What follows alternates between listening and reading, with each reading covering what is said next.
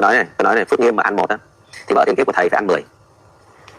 Phước Nghiêm á nó ngu, nó tham thôi, nó chịu đấm ăn xôi thôi, còn vợ tiền kiếp của thầy mới là khủng, mới là nguy hiểm, mới là ma mị.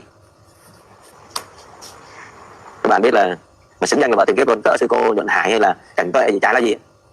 Rồi muốn biết xem là vợ tiền kiếp giới tính như thế nào á, mà những người có giới tính như vậy là không có được cái tu đó.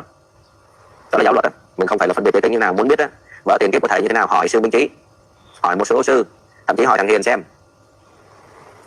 hỏi thằng Hiền xem sư phụ nó là người như thế nào. Các bạn biết là người ta không có tố cáo thôi, tại vì người ta nghĩ đó là làm cái việc thiện, việc tốt, người ta quyên góp tiền để cho nuôi các trẻ em mồ côi, cuối cùng đâu đứa nào mồ côi đâu, có một vài cháu là mồ côi thôi.